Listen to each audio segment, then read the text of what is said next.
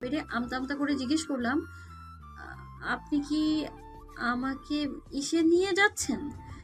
অর্ণব ভাইয়া সামনের দিকে তাকিয়েই গাড়ি চালাতে চালাতে ভ্রুকুচকে জিজ্ঞেস করলো, ইসে আবার কোন জায়গা? ওই যে সকালে যে বাবাকে বললেন, মনে নেই আপনার? যেটা শুনে আমি বিষমা খেয়েছিলাম। অর্ণব ভাইয়া দুষ্টু হাসি হেসে বলল, মনে আছে কিন্তু বলবো না, যতক্ষণ পর্যন্ত তুমি এই ইসে চেঞ্জ করে তার নাম না বলবে। লাল চোখা কোথাকার, নিজের লাজ লজ্জা নেই বলে কি ভাবে যে আমারও নেই? বলবো না আমি, কিন্তু না বলে তো উনি উত্তরও দিবে না। কৌতূহল বাবাজিও তো মাথা খারাপ করে ফেলছে। আমি মাথা নিচু করে তোতলাতে তোতলাতে বললাম, হানিমুনে। অতি আফসোসের সাথে বলছি না, এখন আমরা হানিমুনে যাচ্ছি না, তবে তুমি চাইলে যেতেই পারি। আমি মাথা নিচু রেখে চোখ দুটো ছোট হালকা উপরে তুলে ওনার দিকে তাকালাম। উনি মুখে দুষ্টু হাসি নিয়ে সামনের দিকে তাকিয়ে ড্রাইভ করছে। আগে ভেবেছিলাম উনি রাগী, কিন্তু এখন দেখি উনি নির্লজ্জ, দুষ্ট আর বদ একটা লোক। কিন্তু আমরা তাহলে কোথায় যাচ্ছি? আমি আবারও জিজ্ঞেস করলাম, তাহলে কি আমরা সিলেট মাজারে যাচ্ছি?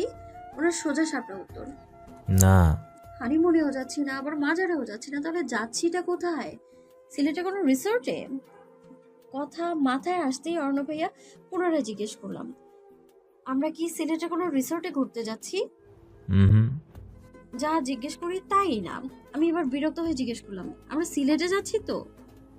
না, তাহলে কোথায় যাচ্ছি? সেটা বলা যাবে না। ধুর ছাতার মাথা, আর কিছু জিজ্ঞেসই করব না, যেই চুলো ইচ্ছা হয় যাক। কথাটা ভেবে মাথা ঘুরিয়ে বাইরের দিকে তাকালাম। সাদা মেঘে ভেসে বেড়ানো নীল আকাশ আর সবুজ গাছপালা সব পিছনে ফেলে শো শো শব্দ করে গাড়ি চলছে অজানা, না, আমার অজানা গন্তব্যে। আরো বেশ কিছুক্ষণ পর অর্ণব ভাইয়া হঠাৎ গাড়ি ব্রেক করলো। গাড়ির পেছনের সিটে থেকে শপিং ব্যাগ বের করে একটা কালো রঙের স্লিপিং আই মাস্ক বের করে আমার দিকে এগিয়ে দিয়ে বলল, এটা চোখে পড়ো। আমার তো এখন ঘুম আসছে না, তাহলে এটা কেন পরবো? আমি বলেছি তাই, চুপচাপ পড়ো। আমি আর কোনো কথা না বাড়িয়ে স্লিপিং আই মাস্কটা চোখে পরে নিলাম। অর্ণব ভাই আবারও গাড়ি স্টার্ট দেয়। কিছুক্ষণ পর মনে হলো গাড়িটা যেন এক জায়গায় স্থির হয়ে আছে। আমি চোখে কিছু না দেখতে পেলেও গেট খোলার ক্যার ক্যার আওয়াজে বুঝতে পারছি গাড়িটা কোনো একটা গেটের সামনে দাঁড়িয়ে আছে। গাড়ি আবারও চলা শুরু করলো। মনে হয় গেটের ভেতর দিয়ে ঢুকছে। কয়েক সেকেন্ড পর গাড়িটা আবারও থেমে যায়, মনে হয় এসে পড়েছি। অর্ণব ভাইয়া নিজের সিট বেল্ট খুলে আমারটাও খুলে দেয়, তারপর দরজাটা খুলে গাড়ি থেকে বাইরে বের করে।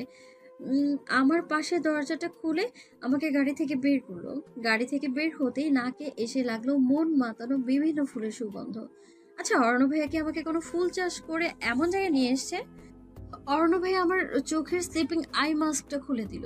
আমি বার কয়েক চোখ বন্ধ করে খুলে সামনের দিকে তাকাই। তারপর ঘুরে ঘুরে আশেপাশে দেখি। এত সুন্দর জায়গায় এর আগে আমি কখনো দেখিনি। মনে হচ্ছে আমি কোনো গল্পের ফুল পরীদের রাজ্যে চলে এসেছি। অনেকটুকু জায়গা জুড়ে উঁচু করে বাউন্ডারি দেয়া। গেট দিয়ে ঢুকতেই গাড়ি চলার কালো পিচ ঢালা রাস্তা। রাস্তার ঠিক শেষ প্রান্তে একটা সবুজ রঙের টিনের বারান্দা সহ বাড়ি। বাউন্ডারির ভেতরে বাকি পুরো এরিয়ার মধ্যে শুধু ফুল গাছ আর ফুল গাছ। দেশি বিদেশি নাম জানা অজানা কত গাছ, আর গাছে গাছে লাল নীল হলুদ সাদা গোলাপি কত বাহারি রঙের ফুল ফুটে আছে, যেগুলোর মধ্যে আবার ঘুরে ঘুরে বেড়াচ্ছে বিভিন্ন রঙের বিভিন্ন রকমের প্রজাতি ফড়িং, আরো কিছু অচেনা ছোট ছোট উড়ন্ত পোকা। আমি ঘুরে ঘুরে মুগ্ধ নয়নে সব দেখছিলাম। তখন আমার পাশে দাঁড়িয়ে অর্ণব জিজ্ঞেস করলো, পছন্দ হয়েছে? আমি ওনার দিকে তাকিয়ে বললাম, অনেক অনেক অনেক সুন্দর জায়গাটা। আমি আমার লাইফে এত সুন্দর জায়গা দেখিনি। আচ্ছা, এটা কার বাড়ি? অর্ণব ভাইয়া সোজা সাপটার উত্তর দিল। তোমার। আমি অবাক হয়ে প্রশ্ন করলাম, আমার মানে?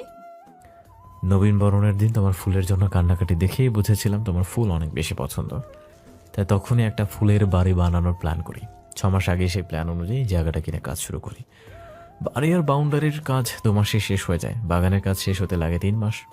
গত মাসে সব কাজ শেষ হয়। ভেবেছিলাম প্রপোজের দিন পরের দিন ফার্স্ট ডেট হিসেবে তোমাকে নিয়ে আসবো এখানে, কিন্তু লেট হয়ে গেল, বরং তা হয়ে গেল বিয়ের পরের ফার্স্ট ডেট। আমার মনটা আবারও খারাপ হয়ে গেল। উনি আমাকে সারপ্রাইজ দিবে বলে কত কিছু করলো, আর আমি? কি হলো, মুখটা এমন অমাবস্যার রাতের মতো হয়ে গেল কেন? আপনি আমাকে কত ভালোবাসেন, আর আমি আপনাকে ভুল বুঝলাম, থাপ্পড় দিলাম। আমার একটুও লাগেনি। কষ্ট ব্যথা কোনোটাই আমার একটুও লাগেনি। কষ্ট ব্যথা কোনোটাই লাগেনি। এটা নিয়ে আর মন খারাপ করবে না, তবে এটার শাস্তি কিন্তু তোমাকে পেতে হবে। আপনি যেই শাস্তি বলবেন আমি সেটাই মাথা পেতে নিব। শিওর? 100%। উনি নিজের বাম গাল দেখিয়ে বলল, এই গালে থাপ্পড় মেরেছিল না, এখন এই গালে আদর করে দাও। আর হ্যাঁ, ওই গিফটের আদরের মতো হাত ধরিয়ে না, কিস করবা, আন্ডারস্ট্যান্ড? ওনাকে আমি কি কিস করব, তাও আবার সোজা গালে? হাতে কপালে হলেও কথা ছিল, কিন্তু ওনার এই গালেই তো আমি থাপ্পড়টা মেরেছি, তাই এখানেই কিস করা উচিত, হাতে কপালে না। Come on Nijhum, you can do it. তোকে তো পারতেই হবে। উনি যখন চুপচাপ তোকে কপালে কিস করে দেয়, ঠিক তেমনি তুইও টুপ করে একটা দিয়ে দে। এ আর এমন কি ব্যাপার?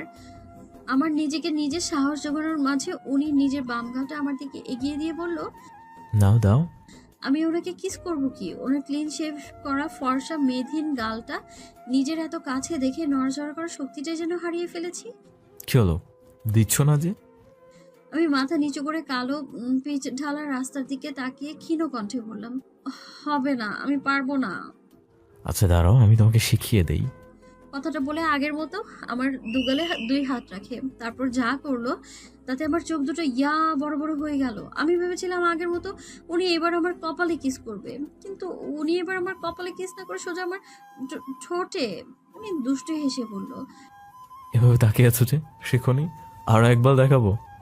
আমি ছিটকে দুপা পিছিয়ে গিয়ে তাড়াতাড়ি বললাম, না না, আর লাগবে না। অর্ণবে হাসি মুখেই বলল, ওকে, তাহলে দাও। তুমি কিন্তু 100% শিওরিটি দিয়েছিলে। কেন যে মুখ খোলার আগে ভাবি না। উফ, এখন কি হবে? আমি কি দৌড় দিব? দৌড় দিয়ে বা যাবো কোথায়? আর উনি আমার সাথে দৌড় লাগালে তো 2 মিনিটে আমাকে ধরে ফেলবে। কোন রুমে গিয়ে দরজা বন্ধ করে থাকবো? এখানেই বা কতক্ষণ থাকবো? বাসায় তো ওনার সাথে যেতে হবে। তাছাড়া আমি তো বড় মুখ করে বলেছি যে উনি যা শাস্তি দেবে তাই মেনে নিব। 100% শিওর। এখন বুঝো ঠেলা। কি হলো, আসো। আচ্ছা তোমার আসতে হবে না, আমি আসছি। কথাটা বলে উনি আমার কাছে এসে আমার আবারও গালটা এগিয়ে দিয়ে বলল, দাও। কি করব এখন আমি? ওনাকে এত কাছে দেখলে তো আমার হার্টবিট বেড়ে যায়, কিস করা তো ইম্পসিবল। আচ্ছা, ওনাকে দেখলে হার্টবিট বাড়ে, না দেখলে তো বাড়বে না। চোখ বন্ধ করে চুপ করে গালে একটা দিয়ে দিলেই তো হয়। চোখ বন্ধ করে মনে মনে ভাববো একটা টেডি বিয়ারকে কিস দিচ্ছি, তাহলেই তো হবে। কিন্তু ওনার গাল তো টেডি বিয়ারের মতো সফট না। তাহলে কি ভাববো? হুম, পেয়েছি, বড় বারবি ডল। অর্ণব ভাইয়া জানতে পারলে আমাকে চিবিয়ে খাবে। এছাড়া আর কোনো উপায় নেই। আমি চোখ বন্ধ করি, কিন্তু আমি চোখ বন্ধ করলে অর্ণব ভাইয়া গাল বাড়িয়ে দিয়ে রাখা দৃশ্যটাই চোখে ভেসে উঠছে। কি জ্বালা! উফ! অনেক চেষ্টা করে অর্ণব ভাইয়ার জায়গায় বড় বারবি ডলের মুখ বসিয়ে যেই না ওনাকে কিস করতে যাব, তখনই গাড়ি ব্রেক করার শব্দ হলো। আমি তাড়াতাড়ি চোখ খুলে অর্ণব ভাইয়া থেকে সরে দাঁড়িয়ে সামনের দিকে তাকালাম। অর্ণব ভাইয়া সোজা হয়ে দাঁড়িয়ে পেছনে তাকালো। Zoom, zoom. বলে গাড়ি থেকে প্রথমেই নেমে এলো নীরা, তারপর এক এক করে নেমে এলো মিথি আপু, আনিশা আপু, আশিক ভাইয়া, দীপ ভাইয়া, ঈশান ভাইয়া আর রাতুল ভাইয়া। সবাইকে দেখে অর্ণব ভাইয়া ভ্রুকুচকে জিজ্ঞেস করলো, তোরা এখন এখানে কেন? তোদের না আমি ঘন্টাখানিক পর আসতে বলছি? আশিক ভাইয়া দুষ্টুমি সুরে বলল, একদিনে এত রোমান্স করা ভালো না দোস্ত। ঈশান ভাইয়াও আশিক ভাইয়ার কথা সায় দিয়ে বলল, হ্যাঁ, একদিকে এত রোম্যান্স করলে বদহজম হবে। অর্ণব ভাইয়া দাঁত কেলিয়ে বলল, এটা হেলদি খাবার, বদহজম হবে না। আমি গোল গোল চোখ করে ওনাদের দিকে তাকিয়ে আছি। এরা সবাই দেখি এক। আনিশা আপু বলল, এই নির্লজ্জগুলা, এখানে যে 4টা জুনিয়র আছে তার খবর আছে? অর্ণব ভাইয়া অবাক হওয়ার ভান করে বলল, জুনিয়র কোথায় দেখলি তুই? এখানে একটা ছোট ভাই, একটা বউ, একটা শালিকা আর শ্যালক। মিথি আপু বলল, তোর না হওয়া বোন? এই ফাজিল, দুটো তো বোন ডেকেছে। আশিক ভাইয়া বলল, শোন, আমাদের এই বোন তোদের মতো না যে বড়দের কথা শুনবে। ও খুব ভদ্র মেয়ে, ও কিছুই শোনেনি, তাই না নিঝুম? ঠেকুর তুলতে তুলতে সবুজ ঘাসের উপর শুয়ে ঈশান ভাইয়া বলল। খাওয়াটা একটু বেশি হয়ে গিয়েছে। আশিক ভাইয়া কপাল কুঁচকে বলল, তোর খাওয়া কম হয় কবে? এই তুই শুধু আমার বন্ধু বলে, না হয় বাবা কেন, আমি তোর কাছে নিজের বোনের বিয়ে দিতাম না। ঈশান ভাইয়া দাঁত বের করে হেসে বলল, আমি তো ভাবছি আমার ছেলে হলে তাকে আমার মতো খাদক বানাবো, আর তোর মেয়েকে বিয়ে করিয়ে বাবা ছেলে একসাথে শ্বশুরবাড়ি যাবো। আশিক ভাইয়া ঠোঁট বাঁকিয়ে বলল, তোর ছেলে হলে আর আমার মেয়ে হলে আমাদের বাড়ির ধারে কাছেও তোদের বাপ ছেলেকে আসতে দিব না।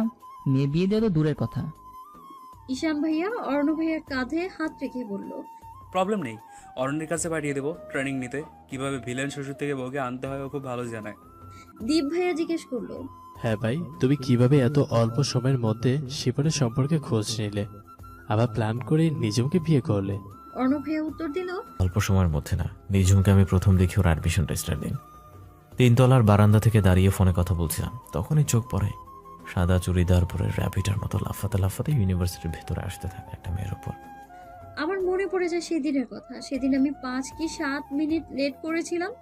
আমি বললাম, সেদিন লেট হয়ে গিয়েছিল তাই তাড়াতাড়ি হাঁটছিলাম। আনিশা আপু মুখে দুষ্টু হাসি ঝুলিয়ে বলল, তা তুমি কি জানো, তোমার সেই তাড়াতাড়ি হাঁটার দৃশ্য দেখে অরণ্যের ঘুম উড়ে গেছিল। আমি অবাক চোখে অর্ণব ভাইয়ের দিকে তাকাই। উনি হাসছে, মনোমুগ্ধকর হাসি। নিথি আপু বলল, যখন আমাদের প্রথম বলল যে ও একটা মেয়ের প্রেমে পড়েছে, আমরা তো হাঁ করে কয়েক সেকেন্ড ওর দিকে তাকিয়েছিলাম। ইট ওয়াজ আনবিলিভেবল। অরণ্য ইন লাভ, এটা কিভাবে সম্ভব? তারপর তোমাকে দেখে মনে হয়েছে না, এই মেয়ের প্রেমে পড়া অসম্ভব না, বরং না পড়াটাই অসম্ভব। অর্ণব ভাইয়া আমার দিকে তাকিয়ে বলল, তোমাকে ভালোবেসে ফেলেছি বোঝার পর তোমার সম্পর্কে, তোমার ফ্যামিলি সম্পর্কে সব ডিটেলস জানার জন্য লোক লাগাই। যখন জানতে পারলাম তোমার ফুপির কাহিনী, আর তোমার বাবা তোমার বিয়ে কোনো উচ্চশিক্ষিত চাকুরিজীবী ফ্যামিলি ছাড়া দিবেন না, তখন কিভাবে তোমাকে পাবো ভেবে পাচ্ছিলাম না। তার মধ্যে এলো শিপন। আমি শিপনের পেছনে লোক লাগাই আর জানতে পারি একজন পাচারকারী। তোমার বাবাও শিপনের পেছনে ডিটেকটিভ লাগিয়েছিল, কিন্তু সেই ডিটেকটিভকে শিপন ডাবল টাকা দিয়ে কিনে নেয়। ডিটেকটিভের কাছ থেকে কোনো নেগেটিভ কথা না শুনে আর শিপনের ভদ্র হওয়ার অভিনয় দেখে ভুয়া সার্টিফিকেটে কিছুটা ভুলে যায় তিনি। তাই আমি ঠিক করেছিলাম শিপনের উল্টো অভদ্রের হয়ে আমার প্রতি তোমার বাবার বিরক্তি আনবো, যাতে তোমার বাবা আমার থেকে তোমাকে সরানোর জন্য তাড়াতাড়ি তোমাকে শিপনের সাথে বিয়ে দিতে চায়। আর তাই হলো, আর সেই সুযোগে আমি তোমাকে বিয়েও করে নিলাম। হঠাৎ আমার মনে পড়ে গেল অর্ণব ভাইয়া সেদিন যে ড্রাইভার আঙ্কেলকে থাপ্পড় মেরেছিল সেটার কথা। সেদিনের পর থেকে এত এত কিছু হয়ে গেল যে এটা আমি ভুলেই গিয়েছিলাম। তাই দৃঢ় কিন্তু ক্ষীণ কণ্ঠে অর্ণব ভাইয়াকে বললাম, বাবার চোখে খারাপ হওয়ার জন্য ড্রাইভার আঙ্কেলকে মারাটা ঠিক হয়নি। অর্ণব ভাইয়া হেসে বলল, ড্রাইভার আঙ্কেলকে কেউ মারেনি। আমি কপাল কুঁচকে বললাম, তাহলে বাবা যে বলল আপনি ড্রাইভার আঙ্কেলকে থাপ্পড় মেরেছেন, আর আমি শব্দও তো শুনেছি। আশিক ভাইয়া বলল, ওই সাউন্ড আমি গাড়িতে বসে প্লে করেছিলাম। আমি আর ঈশান কিন্তু ওই দিন গাড়ির ভেতরেই ছিলাম। অর্ণব ভাইয়া ভ্রু কুঁচকে বলল, সারাদিন তো এত এত অহেতুক ভাবনা নিয়ে পড়ে থাকো, এটাতে তোমার মনে সন্দেহ হলো না যে কেন আমাদের গাড়ি তোমাদের গাড়ির সামনে ছিল? আমার সহজ উত্তর, এটা একটা কোইন্সিডেন্স ছিল। উনি পুনরায় জিজ্ঞেস করলো, আচ্ছা, এটা না হয় কোইন্সিডেন্স ছিল, কিন্তু এটা মনে হলো না যে কেন শুধু শুধু আমি ফাঁকা রাস্তায় গাড়ি ব্রেক করলাম, আর যে লোক 15-20 বছর ধরে গাড়ি ড্রাইভ করে সেই বা কি করে এত বড় একটা ধাক্কা লাগিয়ে ফেললো? আসলে এই কথাগুলো আমার মাথায় আসেনি। আমি শান্ত কণ্ঠে উত্তর দিলাম, ওই দিন নীরার দীপ ভাইয়াকে নিয়ে টেনশনে আমি এই বিষয়টা ভুলে গিয়েছিলাম। আর তাছাড়া আমি মনে করেছিলাম ড্রাইভার আঙ্কেল নিশ্চিত কোনো ভুল করেছে, তা না হয় আপনি শুধু শুধু ওনাকে মারবেন না। অরণ্য ভাইয়া বলল, না, ড্রাইভার আঙ্কেল কোনো ভুল করেনি, পুরোটা ছিল আমাদের আর ড্রাইভার আঙ্কেলের প্ল্যান, তোমার বাবাকে আমার উপর রাগানোর জন্য। আমি অবাক হয়ে ওনার দিকে তাকিয়ে বললাম, ড্রাইভার আঙ্কেলও আপনাদের প্ল্যানের কথা জানতো। অর্ণব ভাইয়া পুনরায় বলা শুরু করলো, শিপন আর তোমার বাবার সামনে ভদ্র হয়ে থাকলেও ড্রাইভার আঙ্কেলের সাথে একা থাকলে খুব রুড বিহেভ করতো। তাই ড্রাইভার আঙ্কেল এমনিতেই শিপনকে দেখতে পারতো না। আর আমি গিয়ে শিপনের সম্পর্কে সব কিছু বলে আমার প্ল্যানের কথা বললে উনি আমার কথায় রাজি হয়ে এসব করে। আমার মাথায় আরো একটা প্রশ্ন আসে। আমি প্রশ্ন করলাম, সব যদি প্রি প্ল্যান করাই ছিল, তাহলে এদিন রেস্টুরেন্টে মিথি আপু আর ঈশান ভাইয়া ওই কথাগুলো কেন বলেছে? মিথি আপু হেসে উত্তর দিল, সেটা তোমার মনের অবস্থা বুঝতে। আনিশা আপু আমায় বলল, তুমি মেয়ে আসলেই অনেক সুইট। অরণ্যের মতো ছেলে প্রপোজ অ্যাকসেপ্ট করলে না, শুধুমাত্র অন্য একটা মেয়ে যাকে তুমি চেনো না জানো না সে কষ্ট পাবে বলে। আর সাহসও আছে অরণ্যকে থাপ্পড় মারলে। আমি লজ্জায় মাথা নিচু করে ফেললাম। অর্ণব ভাইয়া ব্যঙ্গ করে বলল, আর সাহস আছে তাই তো ইউনিভার্সিটি আসা বন্ধ করে দিয়েছিলে। নীরা হেসে বলল, জানেন ভাইয়া, হাতে প্রচন্ড ব্যথাও পেয়েছিল, পুরো দিন হাতের তালু লাল হয়ে ফুলেছিল। আমি তীক্ষ্ণ চোখে নীরার দিকে তাকাই। নীরা দাঁত বের করে হাসি দেয়। ঈশান ভাই আফসোস করে বলল, ইস, আমার বোনটা কত কষ্ট পাইছে। আমাদের আগে যদি বলতে, তাহলে তোমার এই ভাইয়েরা তোমার জন্য লোহার হ্যান্ড গ্লাভস বানিয়ে দিত। আশিক ভাইয়া বলল, আবারও অরণ্যকে মারার ইচ্ছে হলে আমাদেরকে বলবে, কেমন? আমরা তোমার জন্য লোয়ার হ্যান্ডেল গ্লাভস বানিয়ে নিয়ে আসবো। অর্ণব ভাইয়া বলল, দে, তোর বোন তো ওটা উঠাতেই পারবে না, আমাকে মারবে কি? বরং আমি ওটা দিয়ে তোদের দুটোকে মারবো। আনিশা আপু বলল, অনেক গল্প হলো, এবার আমি নিঝুমের গান শুনবো। ওই রেকর্ড করার গান এত সুন্দর, বাস্তবটা আরও অনেক সুন্দর হবে। প্লিজ নিঝুম, এই গানটা আবার শোনো। আমি অবাক হয়ে জিজ্ঞেস করলাম, রেকর্ড করা গান? কিন্তু আমার কোনো গান তো রেকর্ড হয়নি আপু। অর্ণব ভাইয়া চোখে মুখে বিরক্ত ভাব ফুটিয়ে বলল, তোদের মতো বন্ধু পেয়ে আমি ধন্য। জীবনের সিক্রেট বলতে কিছুই থাকে না। ঈশান ভাইয়া বুকে হাত রেখে বলল। Thanks for the compliments. সবাই একসাথে হো হো করে হেসে দিল। অর্ণব ভাইয়া আমার দিকে তাকিয়ে বলল, তোমার বারান্দায় আমি ছোট্ট একটা ক্যামেরার মাইক্রোফোন সেট করছিলাম। তুমি বারান্দায় আসলে আমি সেই ক্যামেরা দিয়ে দেখতে পারি আর মাইক্রোফোনের সাহায্যে কথা শুনতে পারি। আর সেটা দিয়ে তুমি যে ওই দিন রাতে বারান্দায় দাঁড়িয়ে চল রাস্তায় সাজিয়ে ট্রামলাইন গানটা গিয়েছিলে সেটা আমি শুনেছি। শুনে ভালো লেগেছিল বলে নিজের ফোনে রেকর্ড করে রেখেছিলাম। কালকে শুনছিলাম তখন এই বান্দরগুলো এসে শুনে ফেল। আমি মনে মনে স্বস্তির নিঃশ্বাস ফেললাম। তার মানে ওনার সাথে কোনো জিন টিন নেই, কিন্তু উনি তো জিন ছাড়াই ডেঞ্জারাস। বাবা ঠিকই বলেছে, উনি মাফিয়া থেকে কোনো অংশেই কম না। মিথি আপু দুষ্ট হেসে বলল, প্রিয়তমার বিরহ দেখেই তো বেচারা তাড়াতাড়ি প্রপোজ করেছিল। আমি ভালোবাসাপূর্ণ চোখে তাকালাম অর্ণব ভাইয়ের দিকে। উনি আমাকে কত ভালোবাসে আর আমি খালি গাধীর মতো কাজ করি। রাতুল ভাইয়া বলল, ভাইয়া তো রোমান্টিক, তা ভাবি না আসলে জানতেই পারতাম না। আশিক ভাইয়া বলল, তা যা বলেছিস। আমি লজ্জায় আবারও মাথা নিচু করে ফেলি। এরা কি আজ আমাকে লজ্জা দিতে দিতে মেরে ফেলবে নাকি? আমার লজ্জা রাঙা মুখ দেখে অর্ণব ভাইয়া আমার দিকে একটু চেপে ফিসফিসিয়ে বলল, প্লিজ নিজম, stop blushing like that or I will. Arnab ভাইয়ের কথার মাঝে আনিশা আপু বলল, হয়েছে, চুপ। সবাই এবার গান শুনবো, কিন্তু নিঝুম যাতে আনকমফোর্টেবল ফিল না করে, তাই আগে অরণ্য গাবে। অরণ্য স্টার্ট। অরণ্য ভাইয়া কিছু না বলে আমার দিকে এক পলক তাকিয়ে গাইতে শুরু করলো। আমার কানে এখনো অরণ্য ভাইয়ের মিষ্টি কণ্ঠে গাওয়া গানটা বাজছে। ওনার কত গুণ আর আমি পুরাই বেগুন।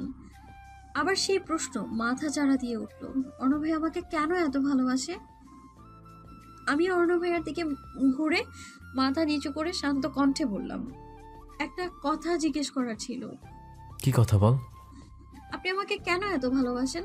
আপনি তো চাইলেই অনেক সুন্দরী মেয়েকে বিয়ে করতে পারতেন, তাহলে আমাকেই কেন? কথাটা বলেই আমি চোখ দুটো হালকা তুলে অর্ণব ভাইয়ের দিকে তাকালাম। উনি গাড়ি চালাতে চালাতে একগাল হেসে জিজ্ঞেস করলো, তুমি কি সুন্দরী না? না। কে বলেছে? মা, নীরা, দীপ ভাইয়া আর তাছাড়াও ইউনিভার্সিটিতে অ্যাডমিট হওয়ার পর থেকে নীরাকে 5টা ছেলে প্রপোজ করেছে। আমি যদি সুন্দর হতাম তাহলে তো আমাকেও। আমি এতটুকু কথা বলতে তৎক্ষণাৎ গাড়ি ব্রেক করে ফেললো অর্ণব ভাইয়া। চোখ দুটো লাল করে আমার দিকে তাকায়। আমি ভয়ে মাথাটা আবারও নিচু করে ফেলি। কি হলো, উনি এত রেগে গেল কেন? আমি তো যেটা সত্য সেটাই বললাম। ওনার ক্ষেত্রেও তো এটা হয়। উনি সুন্দর দেখে ইউনিভার্সিটির কত কত মেয়ে ওনাকে ভালোবাসে, শুধু সাহসের অভাবে বলতে পারে না। আমি চোখ দুটো হালকা তুলে ওনার দিকে তাকালাম। উনি এখনো আমার দিকে রাগি চোখে তাকিয়ে আছে। আমি তাড়াতাড়ি চোখ নামিয়ে নিলাম। একটা শুকনো ঢোক গিলে ভয়ে ভয়ে বললাম, তার মানে সুন্দরী হলে ছেলেরা তো প্রপোজ করবে, এটা তো স্বাভাবিক বিষয়, তাই বলছিলাম। পেছন থেকে গাড়ির হর্নের শব্দ হলো। এই গাড়ি ব্রেক করায় পেছনের গাড়িগুলো যেতে পারছে না। উনি দাঁতে দাঁত চেপে বলল, খুব শখ না তোমার অন্য ছেলের থেকে আই লাভ ইউ শোনার? আজকে তোমার এমন অবস্থা করব। কথাটুকু বলেই উনি আমার থেকে চোখ সরিয়ে আবারও গাড়ি চালাতে শুরু করলো। চোখ মুখ এখনো লাল, আমার দিকে তাকাচ্ছেও না, আমাকে আর কিছু বলছেও না। আমিও ভয়ে মুখ বন্ধ করে বসে আছি, খুব ভয় পাচ্ছি উনি আমার সাথে আবার কি করবেন তা ভেবে। কিছুক্ষণ পর গাড়ি সোজা না গিয়ে ঢুকে যায় যমুনা ফিউচার পার্কের গেটের ভেতরে। যেখানে এখানে কেন যাচ্ছে? ঢালু রাস্তা দিয়ে নেমে গাড়ি চলে গেল বেসমেন্টে। উনি আমাকে নিয়ে মার্কেটে এলেন কেন? এখানে উনি আমাকে কি শাস্তি দিবেন? মার্কেটে সবার সামনে কান ধরিয়ে আবার দাঁড় করিয়ে রাখবে না তো? এত লোকের মধ্যে কান ধরিয়ে দাঁড়িয়ে থাকা মেয়েকে তো আর কোনো ছেলে কখনো প্রপোজ করবে না। প্রপোজ না করলে না করুক, তার জন্য আমার সমস্যা নেই কোনো। কিন্তু এত মানুষের ভিড়ে কান ধরে দাঁড়িয়ে থাকলে আমি যে ভাইরাল হয়ে যাব। আত্মীয় স্বজন, ইউনিভার্সিটির সবাই, পাড়া প্রতিবেশী, রাস্তাঘাটের লোকজন সবাই আমাকে নিয়ে হাসাহাসি করবে। সামান্য এটুকু একটা কথা বলে উনি আমার মান সম্মান সব ধুলে উড়িয়ে দিবেন। অর্ণব ভাইয়া গাড়ি পার্ক করে গাড়ি থেকে নামে। আমার পাশে দরজা খুলে গম্ভীর কণ্ঠে বলল, নামো। আমি করুণ চোখে অর্ণব ভাইয়ার দিকে তাকালাম। অর্ণব ভাই আমার হাত ধরে আমাকে গাড়ি থেকে বের করলো। ধরা আম করে গাড়ির দরজাটা লাগিয়ে গাড়িটা লক করে দেয়। আমার হাত ধরে হাঁটা দেয় লিফটের দিকে। লিফট থেকে বের হয়ে আমার হাত ধরে অর্ণব ভাই হাঁটতে থাকে, যেতে থাকে সামনে স্বচ্ছ কাচের দরজার দিকে। ঢোকার আগেই আমি উপরে লেখাটা পড়লাম। সেখানে বড় বড় অক্ষরে লেখা, ইরানি বোরকা বাজার লিমিটেড। মাথা নিচু করে গাড়ির মধ্যে বসে আছি আমি। একটু পরপর চোখ দুটো একটু উঁচু করে আবার নামিয়ে নিচ্ছি। অর্ণব ভাইয়া বাসার সামনে গাড়ি থামিয়েছে, গুনে গুনে 5 মিনিট হয়ে গেছে। গাড়ি থামিয়ে উনি আমার দিকে তাকিয়ে বসে আছেন। তো আছেই না, গাড়ি থেকে নিজে নামছে, আর না আমাকে নামতে বলছে, আর না অন্য কিছু বলছে। আমি আবারও চোখ দুটো হালকা তুলে ওনার দিকে তাকালাম। না, উনি আগের মতোই বসে আছে। চোখ নামিয়ে আমি আর চোখে গাড়ির ঘড়ি দিকে তাকালাম। সেখানে জল জল করছে সবুজ রঙের 7:15 সংখ্যাগুলো, মানে গুনে গুনে 6 মিনিট হয়ে গিয়েছে। আমি মাথা তুলে অর্ণব ভাইয়ার দিকে তাকিয়ে শান্ত কণ্ঠে ডাকলাম, অর্ণব ভাইয়া। হ্যাঁ বলো। আমি কি বলবো এখন, কথা খুঁজে পাচ্ছি না। ওনাকে কি জিজ্ঞেস করবো আমার দিকে এমন করে তাকিয়ে আছে কেন? যেন আমাকে আর কখনো দেখতেই পাবেন না। আমাকে কিছু বলতে হলো না। অর্ণব ভাইয়া শান্ত কণ্ঠে বলল, ইউনিভার্সিটিতে এখন থেকে আমি আর থাকবো না। তোমার কোনো সমস্যা হলে রাতুলকে বলবে। কথাটা শুনতেই আমার মনটা খারাপ হয়ে গেল। এখন থেকে ইউনিভার্সিটিতে ওনাকে দেখার জন্য এদিক সেদিক হাঁটলেও আর ওনার দেখা পাবো না। ক্যান্টিনে ওনার পাশে বসে গল্প করতে করতে খাওয়া হবে না, লাইব্রেরিতেও।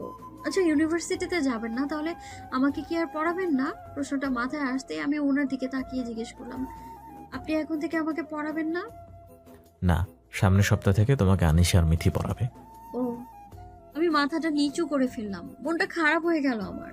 অর্ণব ভাই আচমকা আমার ডান হাতটা টেনে আমাকে নিজের বুকের মাঝে জড়িয়ে ধরলো। কপালে একটা ভালোবাসার পরশ এঁকে দেয়। আমাকে ছেড়ে দিয়ে সোজা হয়ে বসে বলল, বাসায় যাও, কালকে দেখা হবে। শুভরাত্রি। শুভরাত্রি বলেই আমি গাড়ি থেকে নেমে বাসার ভেতরে চলে গেলাম। ওনাকে আমার কেমন যেন লাগলো। কিছু কি হয়েছে ওনার? সারাদিন তো ভালোই ছিল, তাহলে এখন কেন এমন করছে? আচ্ছা, অন্য ছেলেরা আমাকে প্রপোজ করে না বলে আমি নিজেকে অসুন্দর ভাবছি, এটা ভেবে উনি আবার কষ্ট পাচ্ছেন না তো? কি যে করি না আমি! নিজের মাথায় নিজেই একটা চাটি মারলাম। ঠিক করলাম কালকে দেখা হলেই ওনাকে সরি বলবো। ছলো ছলো চোখে তাকিয়ে আছে ফ্লোরের দিকে। এখন আমার কাছে সব ক্লিয়ার, উনি কালকে এমন করেছেন কেন। তবে উনি এত বড় একটা কথা আমাকে বলবেন না, তা আমি কখনোই ভাবতে পারিনি। অর্ণব ভাইয়া শান্ত কণ্ঠে ডাকলো। নিঝুম। আমি আগের মতোই মাথা নিচু করে দাঁড়িয়ে আছি, ওনার দিকে তাকাচ্ছি না। অভিমান হয়েছে আমার, অনেক অভিমান হয়েছে ওনার উপর। অর্ণব ভাইয়া আবারও ডাকলো। নিঝুম, তাকাও আমার দিকে। আমি আগের মতো স্থির। উনি আবার আদুরে কণ্ঠে বলল, দেখো, এখন না তাকালে কিন্তু আর কিছুক্ষণ পর চাইলেও সামনাসামনি দেখতে পারবে না। প্লিজ তাকাও। আমি জল ভরা চোখ নিয়ে তাকালাম ওনার দিকে। কান্না আটকানোর চেষ্টা করে প্রশ্ন করলাম, কেন অর্ণব ভাইয়া? আমাকে কেন আগে বলেননি? কালকে সারা দিন আপনার সাথে ছিলাম, তখন তো বলতে পারতেন। অর্ণব ভাইয়া শান্ত কণ্ঠে উত্তর দিল, তখন বললে তখন তোমার মন খারাপ হয়ে যেত, এত মজা করতে পারতে না, তাই বলিনি। আমি পুনরায় প্রশ্ন করলাম, সারাদিন নাই বলেছেন, বাসায় দিয়ে আসার সময় তো বলতে পারতেন। তাহলে রাতে না ঘুমিয়ে কান্না করতে, তাই বলিনি। তো আজকে রাতে কি আমি কান্না করব না? একটা রাত তো কমলো, তাই না? উনি আমাকে কত ভালোবাসে, আমার কথা কত ভাবে। কথাগুলো ভেবে আমি আবেগের বসে কোথায় দাঁড়িয়ে আছি, কাদের সামনে দাঁড়িয়ে আছি সব ভুলে টুপ করে অর্ণব ভাইয়ের যেই গালে থাপ্পড় মেরেছিলাম সেই গালে কিস করে দিলাম। অর্ণব ভাইয়া বিস্মিত চোখে আমার দিকে তাকিয়ে আছে। আমি মাথা নিচু করে ফেলি। কিছুক্ষণ পর মাথা নিচু রেখে চোখ দুটো হালকা উপরে তুলে ওনার দিকে তাকাই। না, উনি আগের মতো করেই আমার দিকে তাকিয়ে আছে। কি ব্যাপার, উনি এভাবে আমার দিকে তাকিয়ে আছে কেন? উনি তো সেই দিন আমাকে কিস করতে বলেছিল, তাই তো আজকে করেছি। কথাটা ভেবে ওনাকে আমি লজ্জা মিশ্রিত কণ্ঠে জিজ্ঞেস করলাম, আপনি এভাবে তাকিয়ে আছেন কেন? আপনি তো ওই দিন বলেছিলেন, তাই তো করলাম।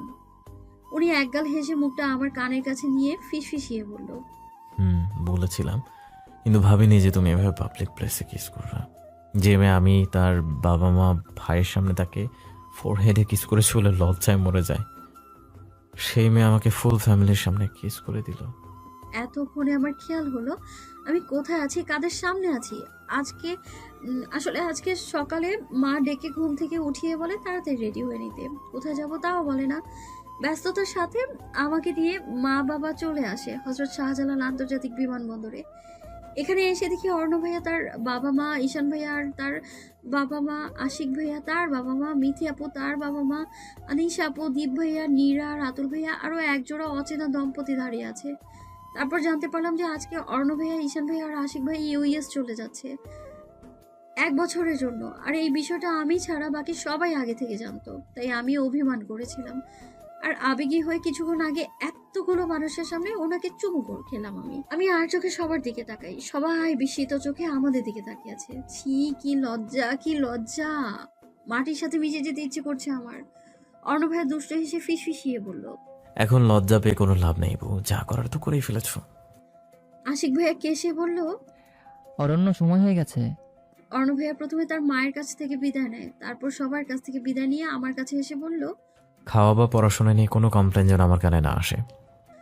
আমি মাথা নাড়িয়ে সম্মতি জানালাম। উনি আবারও বলল। আসি। ওয়ালাইকুম আসসালাম। আমি ওনার দিকে তাকিয়ে লজ্জা মিশ্রিত কণ্ঠে বললাম, সাবধানে থাকবেন আর তাড়াতাড়ি চলে আসবেন, আমি অপেক্ষায় আছি। মিষ্টি হেসে আমার বাম গালে নিজের ডান হাত রেখে কপালে চুমু এঁকে দিয়ে চলে গেল অরণ্য ভাইয়া। শুরু হলো মাত্র 9 মাসের পরিচয়, ভালোবাসা, বিয়ের পর 1 বছরের দূরত্বের সূচনা। আমার পছন্দের কিছু ফুল গাছ দিয়ে সাজানো গোছানো বাগানের মাঝে সাদা রঙের দোলনায় বসে আছি আমি। দোলনাটা না ঝুললেও বাতাসের সাথে তাল মিলিয়ে উঠছে আমার খোলা চুলগুলো। বাতাসের চাপ সইতে না পেরে গায়ের ওড়নার ঝুলে থাকা শেষ প্রান্তটাও থেমে থেমে উঠছে।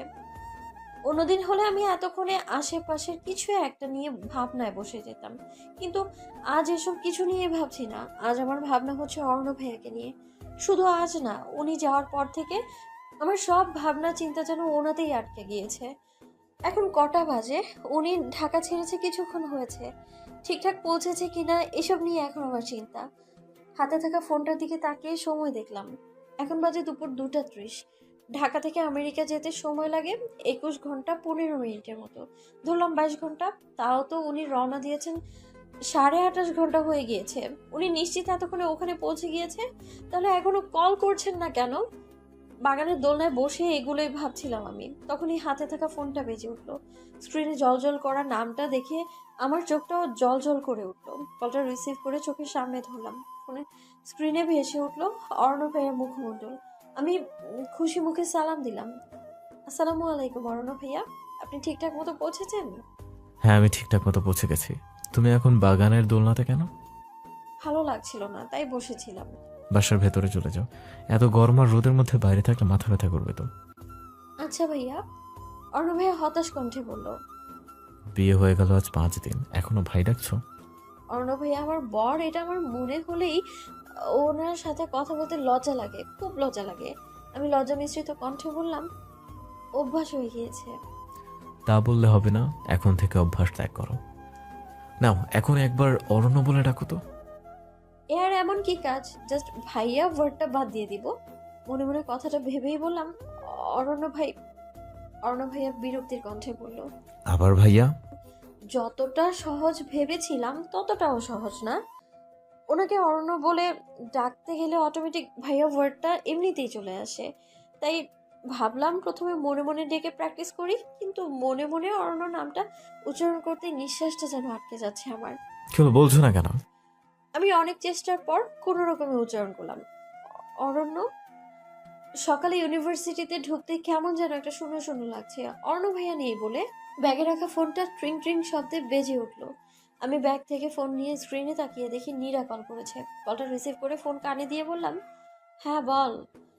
বলতে বলতে সামনে আগাতেই দেখি সামনে নীরা ফোন কানে নিয়ে দাঁড়িয়ে আছে। নীরা বলল, ঝুম, ঝুম তুই কোথায়? তোর পেছনে। নীরা পেছনে ঘুরে তাকিয়ে বলল, কোথায় তুই? আমি তো দেখছি না। আমি লাইন কেটে দিয়ে ফোনটা ব্যাগে রেখে ওর পাশে গিয়ে দাঁড়ালাম। নীরা আমার দিকে তাকিয়ে বলল, কি বলবেন আপু? এই আমি তোর কোন জন্মের আপু লাগি রে? আমি গুনে গুনে তোর থেকে 2 মাস 15 দিনের ছোট। আপু বলছিস কোন আক্কেলে? ঝুম, ঝুম তুই কই? আমাকে আপাতমস্তক পরোক্ষ করে নীরা জিজ্ঞেস করলো, হঠাৎ এমন কালা বোরকার ভিতর ঢুকলি কেন? অরণ্য ভাইয়ার আদেশে। হঠাৎ ভাই এই আদেশ দিল যে? আমি সেদিন অরণ্য ভাইয়াকে জিজ্ঞেস করেছিলাম উনি আমাকে কেন ভালোবাসেন। উনি তো চাইলেই অনেক সুন্দরী মেয়েকে বিয়ে করতে পারতো, তাহলে আমাকেই কেন? নীরা চোখ দুটো ছোট ছোট করে প্রশ্ন করলো। কে বলেছে তুই সুন্দরী না? তোরাই তো বলিস। আরে সেটা তো দুষ্টুমি করে বলি। ওই ভাই এটা সব